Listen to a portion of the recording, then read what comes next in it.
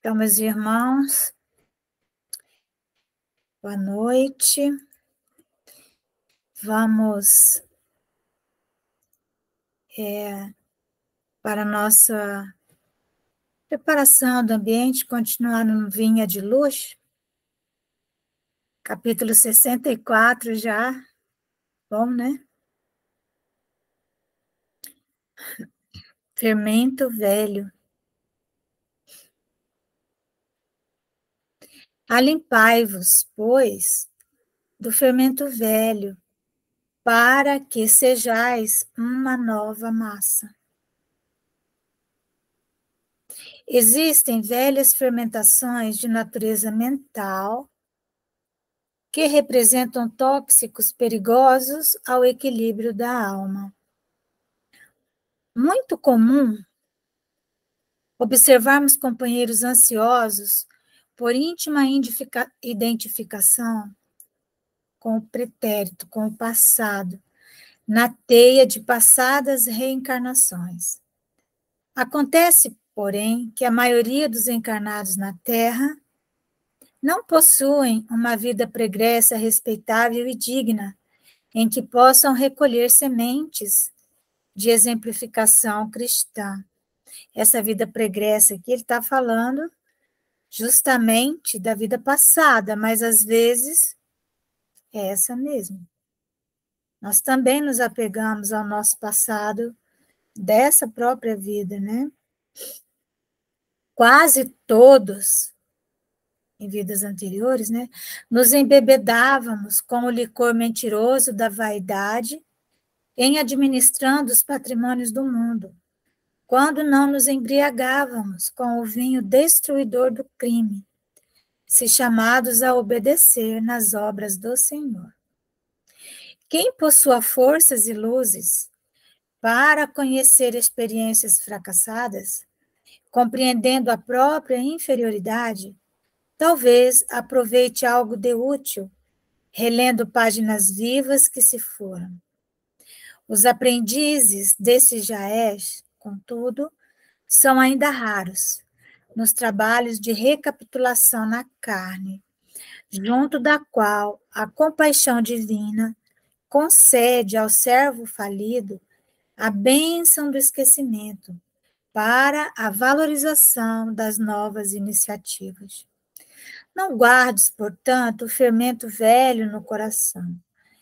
Cada dia nos conclama à vida mais nobre e mais alta.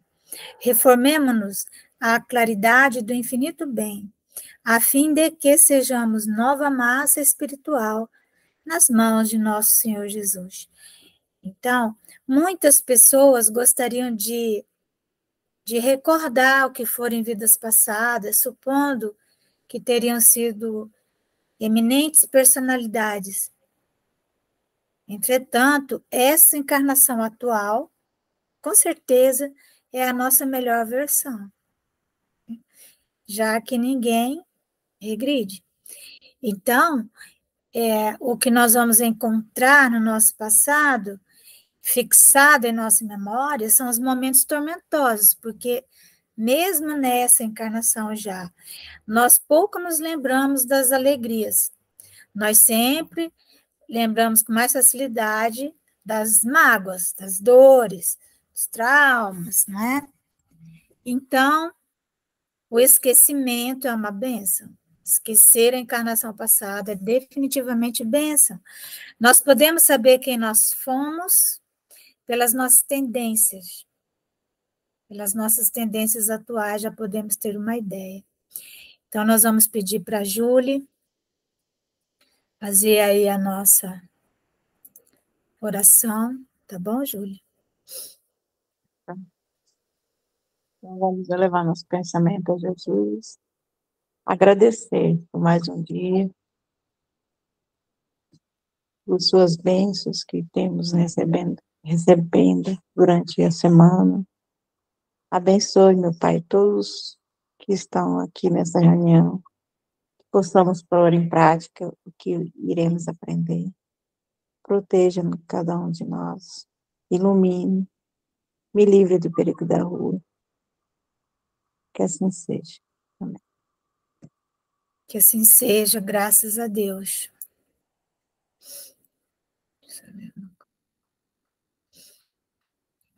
Então, nós estamos seguindo o Evangelho, como sempre, né? Capítulo 13.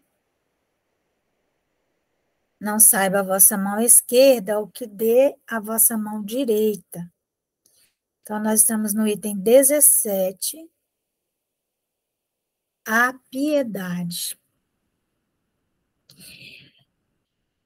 Piedade significa Deus em substância. Pie significa Deus. Dade é um sufixo que dá ideia de substância a conceitos abstratos. Deus é uma coisa... Então, solidariedade, por exemplo. O que é ser solidário, né? Tem que ter raciocínio abstrato para conseguir entender o que é solidário. Solidariedade é a expressão daquele que é solidário. Então, é o concreto, a solidariedade é quando você realiza algo. Então, a piedade é a realização divina em nós. É quando nós somos deuses com D minúsculo. É Deus dentro de nós. Porém, de forma concreta e não só abstrata. Eu creio em Deus. Mas como que isso é concreto em nós? Né? Então, o que é que os espíritos falam a respeito da piedade? A piedade é a virtude, então ela é uma virtude. Portanto, é algo que nós já teríamos conquistado. Aqueles que são piedosos, né? Aqueles que são piedosos são as pessoas que conseguem realizar o divino. Então, ela diz assim, a piedade é a virtude que mais vos aproxima dos anjos. De todas as virtudes que se possa alcançar na Terra, a piedade é a mais elevada de todas elas. É a irmã da caridade que vos conduz a Deus. Deixai que o vosso coração se enterneça ante o espetáculo das misérias e dos sofrimentos dos vossos semelhantes. Vossas lágrimas são como um bálsamo que lhes derramais nas feridas. E quando, por bondosa simpatia, chegais a lhes proporcionar a esperança e a resignação, que encanto não experimentais? Tem um certo amargor, é certo, esse encanto, porque nasce ao lado da desgraça. Mas não tendo o sabor acre dos gozos mundanos, também não traz as pungentes decepções do vazio que estes últimos deixam após si. Envolve-o penetrante suavidade, que enche de júbilo a alma. A piedade bem sentida é amor, ou seja, amor no sentido real do termo. O amor é a forma, é o ápice dos sentimentos, é o amor. Amor é devotamento. Devotamento é o ouvido de si mesmo. Ouvido significa esquecimento. Devotamento é o esquecimento de si mesmo. E esse ouvido, essa abnegação, então vejo duas palavras, devotamento e abnegação. Essas duas palavras são as palavras do mundo de regeneração. Nós ainda vamos compreender em profundidade o que isso significa. Essa abnegação em favor dos desgraçados, porque abnegação significa né? Negação, negar a si mesmo. É a virtude por excelência, a que em toda a sua vida praticou o divino Messias e ensinou na sua doutrina tão santa e sublime. Quando esta doutrina for restabelecida na sua pureza primitiva, Quando todos os povos se lhe submeterem, ela tornará feliz a terra, fazendo que reinem aí a concórdia, a paz e o amor. O sentimento mais apropriado a fazer que progridais, domando em vós o orgulho, em vós o egoísmo e o orgulho, aquele que dispõe vossa alma à humildade, à beneficência e ao amor ao próximo, é a piedade. Então, a piedade, ela é alcançada através de uma sensação chamada compaixão. A verdadeira compaixão é a nossa sensação mais nobre, a sensação nobre, mas ainda é uma sensação, ela não é um sentimento. A compaixão não é sentir dó das pessoas.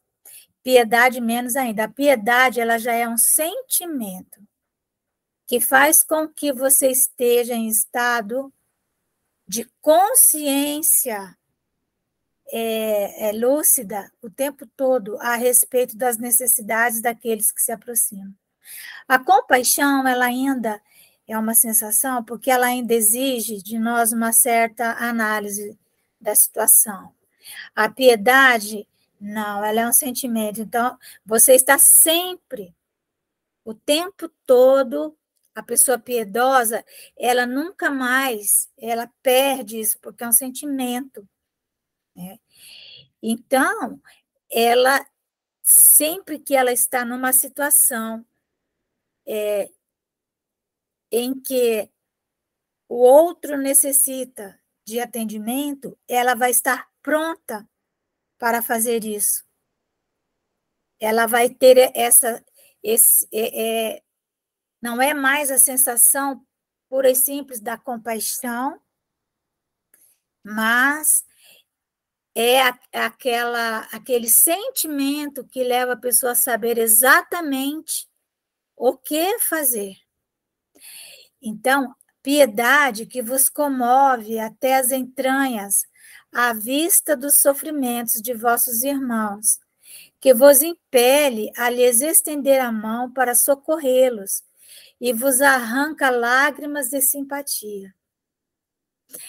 Nunca, portanto, abafeis nos vossos corações essas emoções celestes. Então, quando nós conseguimos abafar a piedade, na verdade, nós não estamos ainda no grau de piedade. Ele coloca dessa maneira, porque nós confundimos muito ainda a compaixão com a piedade, já que a compaixão é essa ponte que nos tira das sensações, do mundo das sensações, para o universo dos sentimentos, para o universo das emoções, né? Então, há vamos dizer assim, há ali, entre a sensação e o sentimento, é como um arco-íris, né? Há uma linha que não é uma linha estanque, em que nós estamos nos dois universos. Então, muitas pessoas passam ao largo do sofrimento, elas não procuram ambientes onde elas possam ver a dor, justamente para não se comoverem, para não sentirem compaixão, né? E com isso, elas vão endurecendo o próprio coração. Então, a compaixão é ela que nos amolece o coração e que nos leva até a piedade. Então, ele fala assim, ó, não procedais como esses egoístas endurecidos, que se afastam dos aflitos. Então, a pessoa passa a viver num universo dela, né? E se afasta, ela não quer ver. Por quê? Porque o espetáculo de suas misérias lhes perturbaria por instantes a existência álacre. A álacre é dourada, cores fortes, vermelha, né? Álacre. Temei conservar-vos indiferentes.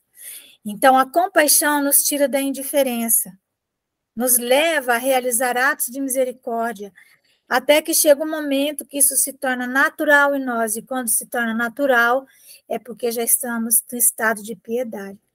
Temei conservar-vos indiferentes, quando puderdes ser úteis.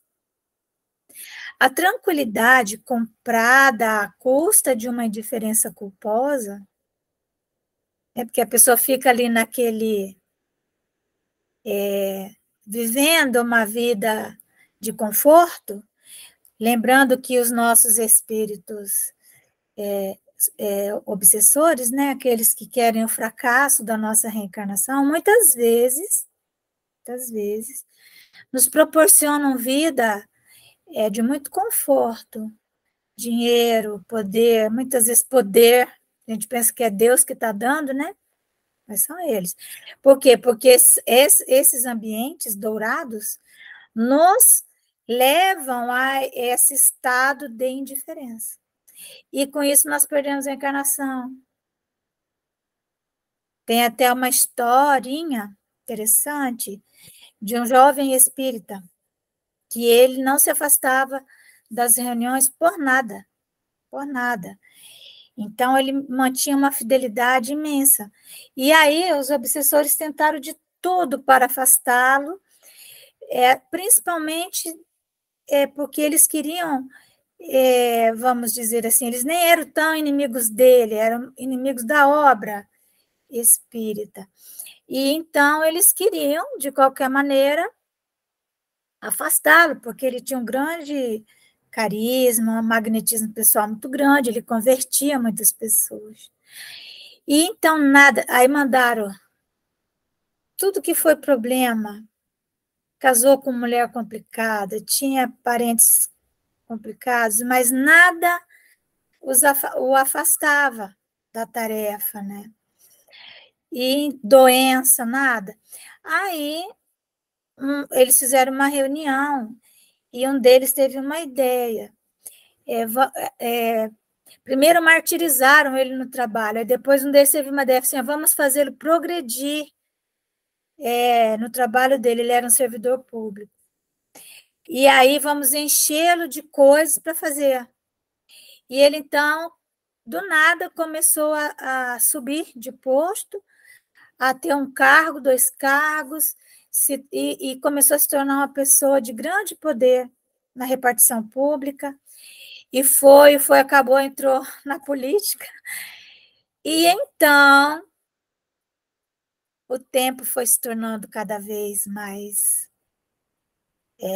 escasso, e chegou um momento em que ele realmente comprou uma ideia que eles trouxeram para ele, que as ações dele no trabalho, na política, onde eles estavam, eram ações piedosas, ele estaria ajudando as pessoas muito, também estaria fazendo bem, e que então ele poderia tranquilamente se afastar da religião, porque no trabalho ele também poderia fazer uma tarefa relevante, e com isso ele se afastou, né?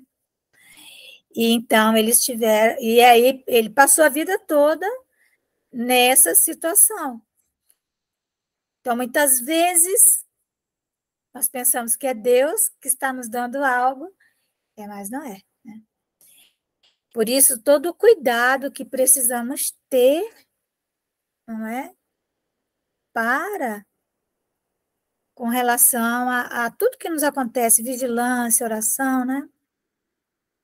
E nunca, jamais abandonar o grupo que nós seguimos, que, lógico, vai mudando as pessoas, mas a fila que nós estamos no processo evolutivo, porque nós evoluímos por fileiras, o trabalho tem que ser em equipe.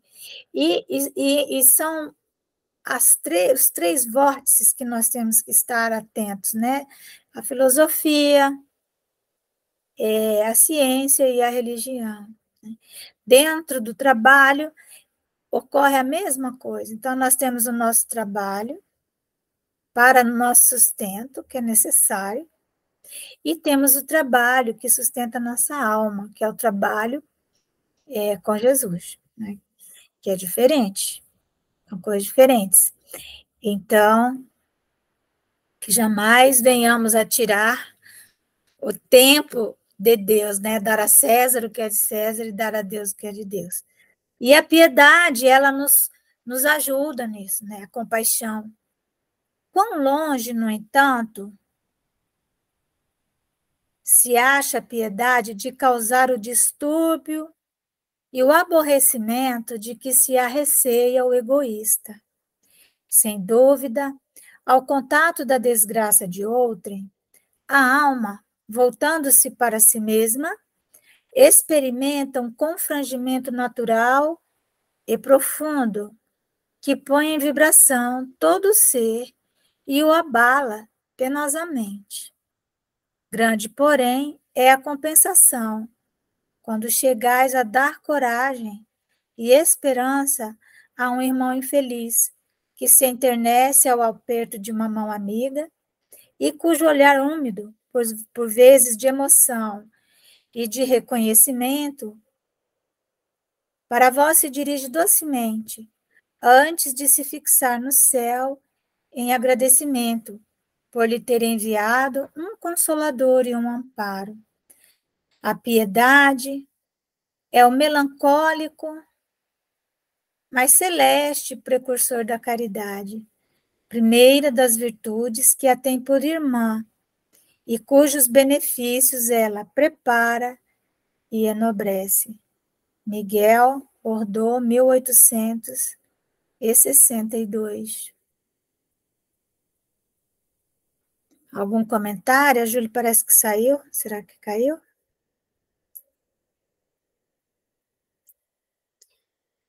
Acho que não. Será que saiu? Saiu. Deve ter caído. Vocês estão vendo o texto aí, né? Uhum. Tá. Ótimo. Bom, então é isso o nosso evangelho. Hoje nós vamos dar sequência também ao Livro dos Espíritos. Então, gente, só para a gente finalizar a questão aí da piedade, da compaixão, ninguém se torna compassivo, né? Nem piedoso, do dia para a noite, e sem muito treino. Nós precisamos de disciplina, aquilo que o Emmanuel falou para o Chico Xavier, disciplina, disciplina, disciplina. Porque os nossos inimigos espirituais, os inimigos da obra, eles nos enchem muitas vezes a mente com ideias de que podemos adiar para a semana que vem, né? Isso e aquilo, mas é um treinamento diário, assim como é o treinamento de academia para os músculos, porque nós precisamos de desenvolver fibra moral, assim como desenvolvemos fibra muscular. E isso é no dia a dia, no trabalho. O trabalho, até que ele se torne mecânico, que a gente faça ele por prazer, né? O prazer de servir, até que a gente chegue nesse ponto, até lá, nós precisamos forçar mesmo, fazer meio na marra, meio sem querer, meio cansado, às vezes chega no final de semana, tem alguma atividade solidária para ser feita, seja lá o que for, qualquer coisa, ou mesmo os nossos horários de estudo, seja o que for, e nós, então, estamos cansados, e aí nos entregamos àquele cansaço. Muitas vezes esse cansaço, ele é vamos dizer assim, uma presença, né, de um espírito que deseja nos tirar, né, daquele momento. Às vezes os obsessores, eles fazem o seguinte, eles pegam um espírito doente, para eles não terem que ficar o tempo todo conosco, e fazem esse espírito doente, colocam ali próximo de nós, e nós ficamos absorvendo aquelas energias, às vezes é um espírito preguiçoso, às vezes é um espírito reclamão. Então, o obsessor não fica jogando ideias na gente, eles têm métodos, eles têm muitas formas de causar obsessão, sabe? Então, às vezes tu vai na reunião mediúnica Aí vem, a pessoa está obsediada, vem um espírito, se comunica, aquele espírito que se comunica, falando que está ali do lado da pessoa e que está doente, que está isso, que está aquilo, ele não é o obsessor, ele é um instrumento do obsessor. O obsessor mesmo não se comunicou. Então, sai aquele, se nós permanecermos na mesma faixa vibratória, vira outro. É assim como as moscas, né?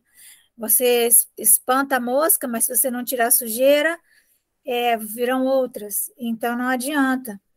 Nós precisamos, sim, ter disciplina, ir cansado, ir sem vontade, mas sabendo pela nossa razão que aquilo precisa ser feito, né? O que precisa ser feito e que eu posso fazer? É sempre essa pergunta e a resposta a nossa própria consciência vai nos dar. Ok?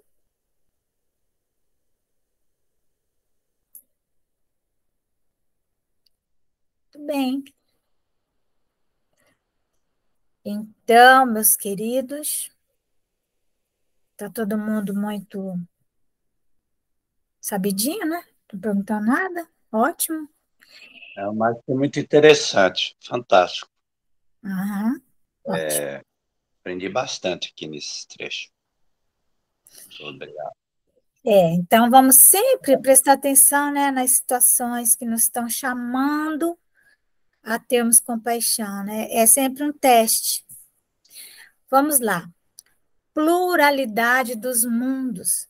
Ontem, quando nós falamos do Allan Kardec, né, que a gente ontem foi a nossa última aula da biografia do Kardec.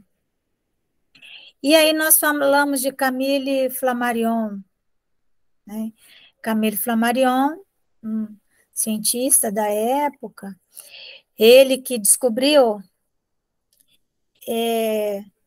que tem um sistema estelar chamado Centauro, né? Então, essa estrela, constelação de Centauro, ele via-se uma estrela. E ele, então, com o telescópio, ele descobriu, na época, que o sistema de Centauro era composto de duas estrelas. Hoje se sabe que são três, uma menorzinha. Então, Alfa do Centauro, Beta de Centauro e Rigel Kentaurus. Mas ele descobriu duas, né? Ele até escreve um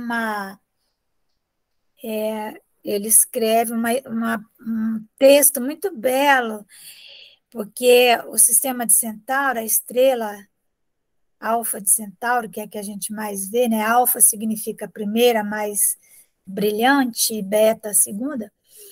Então, ele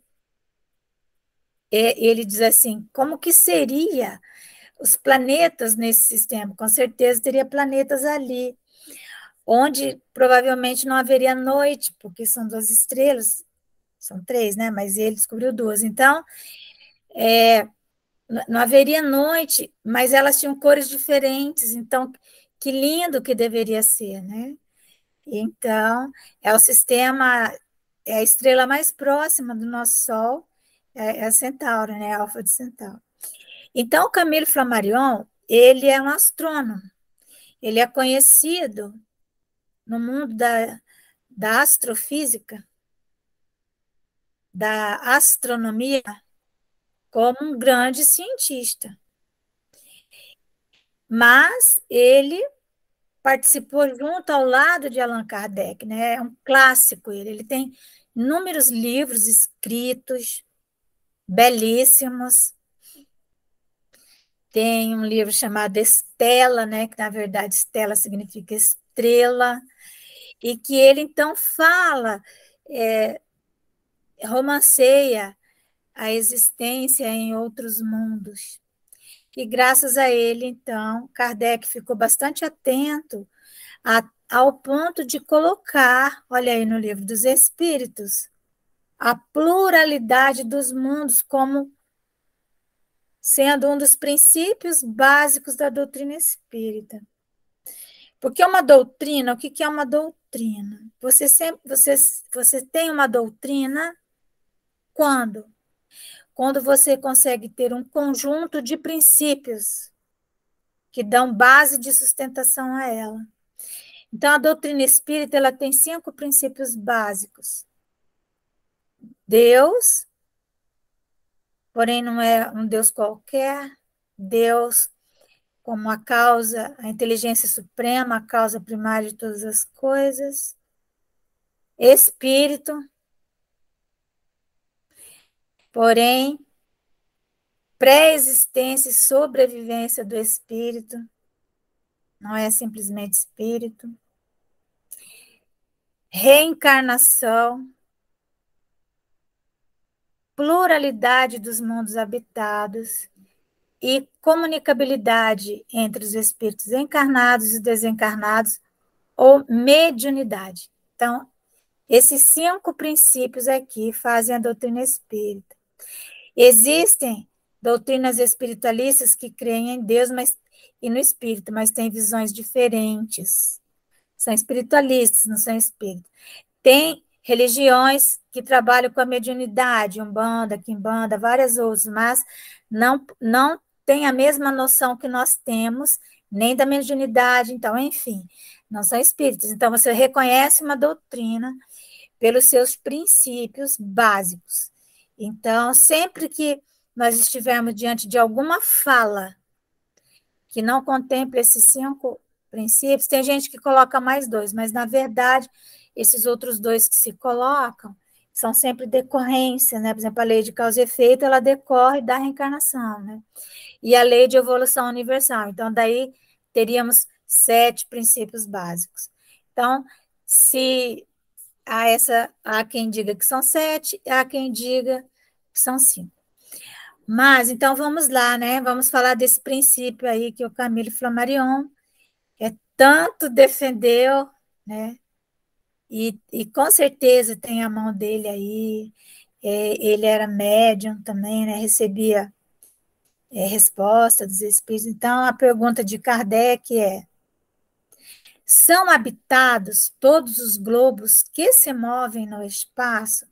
Gente, vamos dar uma imaginada. A gente olha para o céu e aqueles pontinhos que nós vemos, os que brilham assim, né, que parecem pulsar, são estrelas. Os que não pulsam, né, que não brilham assim, só tem uma luz parada, ou são planetas, ou são satélites, ou cometas, né? Não tem luz própria. Mas nós estamos vendo que a gente olha para o céu, um pedacinho da galáxia onde nós vivemos. A nossa galáxia possui bilhões de sóis, muito maiores do que o nosso Sol, né? Quando nós falamos, por exemplo, da Alfa do Centauro, essa estrela mais próxima de nós estamos falando de uma estrela também pequena, ela não é grande. E ela está a 12 mil anos-luz de nós. E ela é a mais próxima. Então, a nossa Via Láctea, ela possui bilhões de estrelas. E, como eu disse, que o Sol é apenas uma poeira. O sistema solar é uma poeirinha na Via Láctea, né? É um quintal de uma... Lá, vamos supor, se numa cidade igual São Paulo, é uma poeira, né, em algum quintal. No entanto, existem, são incontáveis, bilhões de vias lácteas, de galáxias iguais a nossas e maiores que a nossa. Então, não dá para imaginarmos a quantidade de globos que ele fala, né? que se movem no espaço. É algo que nem a nossa imaginação consegue alcançar. Então, é evidente que se no sistema solar nós temos a Terra habitada, nessa dimensão que nós conhecemos aqui, evidentemente que existem outros mundos igualmente habitados. Então, a resposta é sim. E o homem terreno está longe de ser, como supõe, o primeiro em inteligência, em bondade e em perfeição. Entretanto, há homens que se têm por espíritos muito fortes e que imaginam pertencer a este pequenino globo o privilégio de conter seres racionais.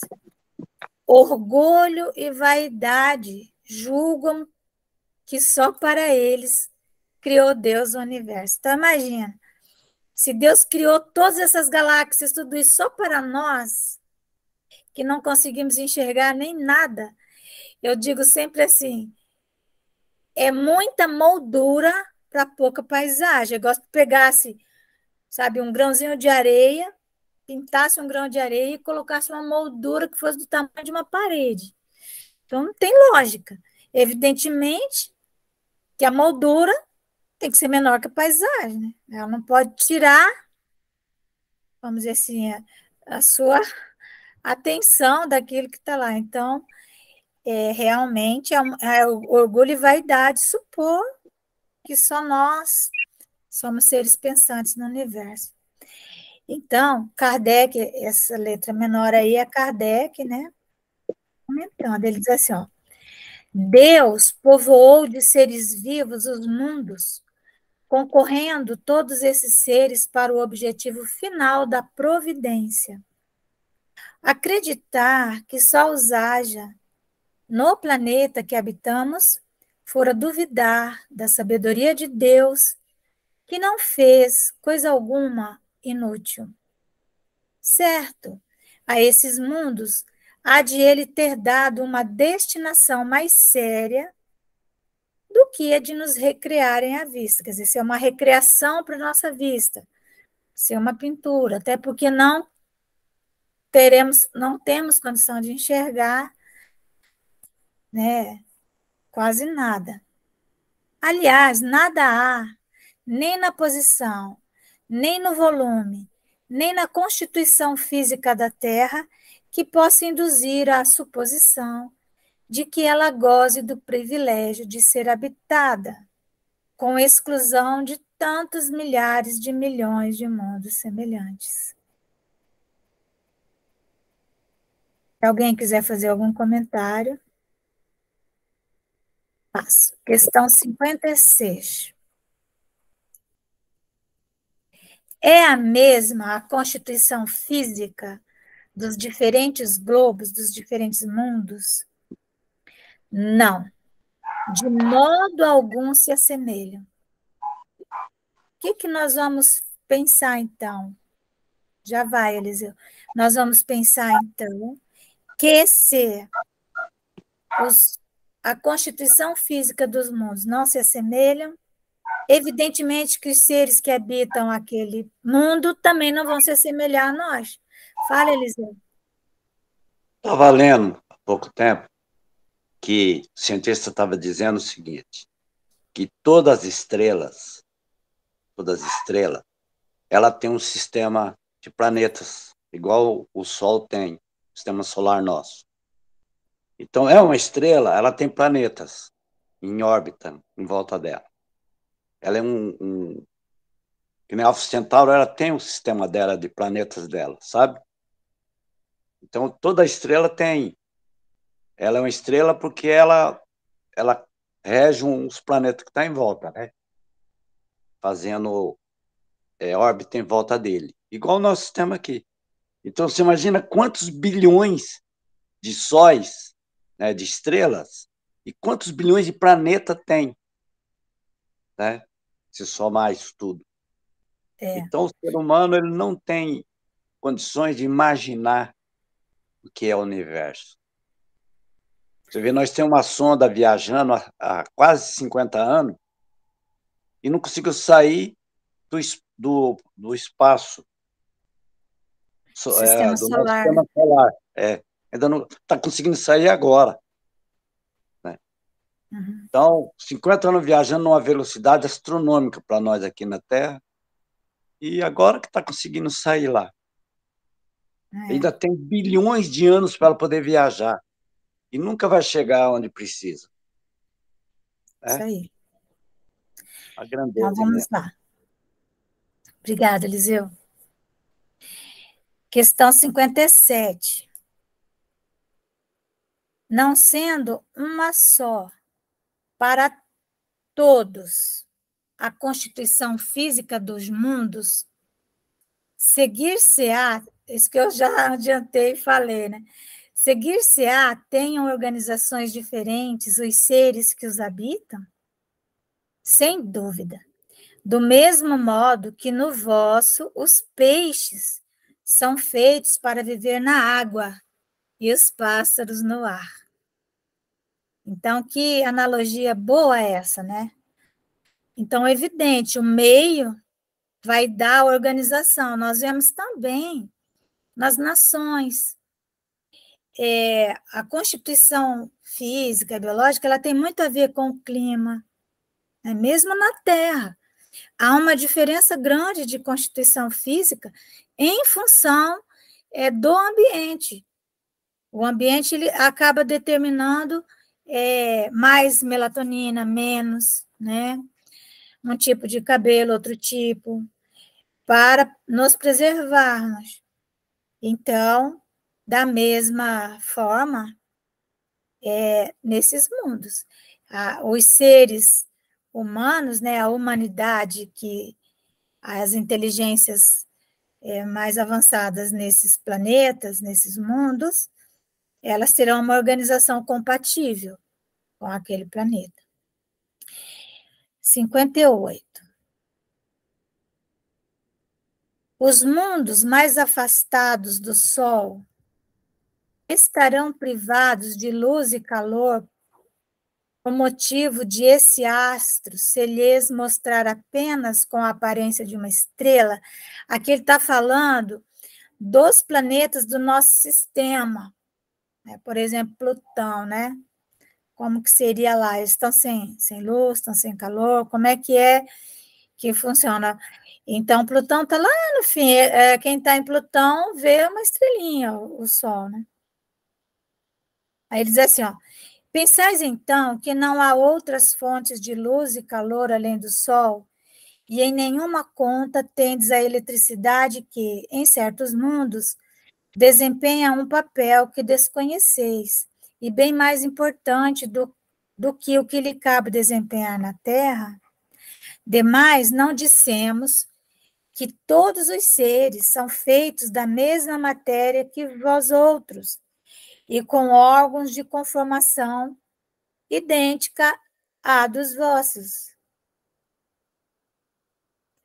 Nós precisamos da luz do sol do jeito que ela é. Os seres que estão em Plutão é diferente. Os que estão em Saturno é diferente. Estão em Júpiter, vamos imaginar Júpiter. Júpiter é o maior planeta do sistema solar. Ele tem dezenas de luz em volta dele, né, de satélites. Ele é o maior ele é o menos denso e o maior em volume. Existem tempestades magnéticas terríveis em Júpiter. Nós jamais poderíamos sobreviver lá. Mas quem é que sobrevive lá? Espíritos bem mais superiores a nós e que precisam de todo esse combustível aí que o planeta oferece, todo esse magnetismo, né? As condições de existência dos seres que habitam os diferentes mundos hão de ser adequadas ao meio em que eles cumprem viver. Se jamais houvéssemos visto peixes, não compreenderíamos. Pudesse haver seres que vivessem dentro da água. Nós sabemos que existe vida no fundo do oceano, que nunca foi alcançada por nós, porque não conseguimos nenhum objeto que pudesse chegar ao fundo do oceano. Nós não conhecemos o fundo mesmo, né? O abismo oceânico. Então, nós temos ideia que tipo de vida que tem lá. Assim acontece com relação aos outros mundos, que, sem dúvida, contêm elementos que desconhecemos. Não vemos na Terra as longas noites polares, iluminadas pela eletricidade das auroras boreais? Né? Tem um lugar na Terra que nunca... ela é sempre claro, nunca tem noite total. Né? A Terra gira e ali nunca é noite, nos polos.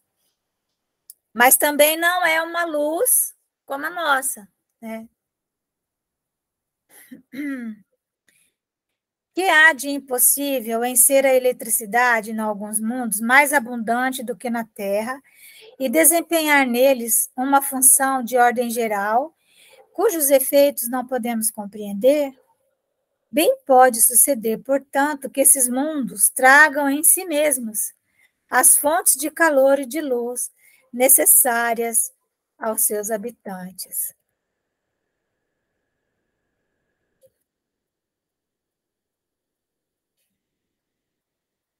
Deixa eu ver aqui. Bom,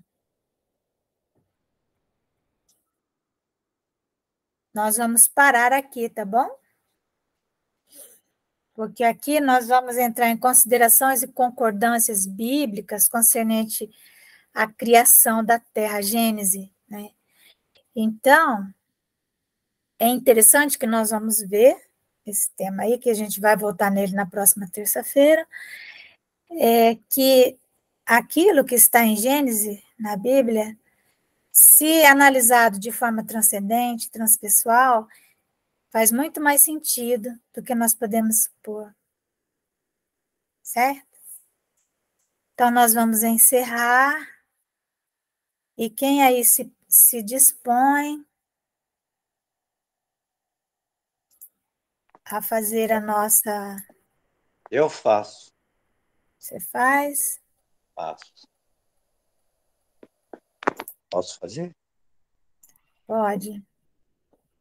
Meus queridos irmãos, aqui reunidos, vamos fechar nossos olhos e elevar nosso pensamento ao nosso Mestre Jesus Cristo, em agradecimento a esse